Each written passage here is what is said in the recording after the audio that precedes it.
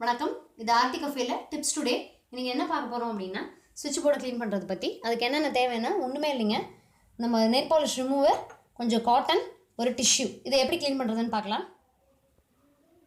இப்போ இந்த சுவிட்ச் போர்டை தான் நம்ம க்ளீன் பண்ண போகிறோம். நான் ஆல்ரெடி பஞ்சில் ஒரு 3-4 ட்ராப்பு நெயில் பாலிஷ் ரிமூவர் போட்டு வச்சுருக்கேன்.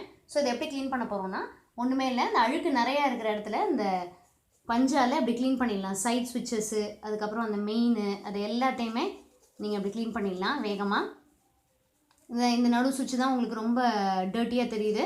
ஸோ இதே மாதிரி இந்த டோட்டலாக இந்த சுவிட்ச் போர்டை ஃபுல்லாகவே நம்ம க்ளீன் பண்ணுறதுக்கு ஒரு 2 நிமிஷம் ஆகுங்க, அவ்வளோதான். ஸோ அந்த எல்லாத்தையுமே தரோவாக கம்ப்ளீட்டாக க்ளீன் பண்ணிடலாம். இந்த மேலே இருக்க ஃபுல் கம்ப்ளீட் அழுக்கு எல்லாமே போயிடும். ஸோ இதை பளிச்சுன்னு ஒரு 2 மினிட்ஸில் ஆக்கிடலாம். இப்போ சூப்பராக ஸ்விட்சஸையும் போர்டையும் க்ளீன் பண்ணியாச்சு. நீங்கள் உங்கள் கையில் இந்த டிஷ்யூ வச்சு க்ளீன் பண்ணிக்கலாம். லைட்டாக இதையும் லாஸ்ட்டாக ஒரு தொடச்சிக்கலாம். எக்ஸ்ட்ரா சேஃப்க்கு நம்ம எப்போதும் ஸ்விட்சை ஆஃப் பண்ணிவிட்டு க்ளீன் பண்ணலாம். இது ஆன் ஆகிக்கும். பட் அதே சமயத்தில் இன்னும் என்ன பண்ணலாம் அப்படின்னா, நம்ம ஷடவுன் அன்றைக்கி தொடச்சோம் அப்படின்னா நமக்கு எக்ஸ்ட்ரா சேஃபு. ஸோ எப்படி இருந்த சுவிட்ச் போர்டு இப்படி பளிச்சுன்னு ஆயிடுச்சு சூப்பராக, அதுவும் 2 நிமிஷத்தில்.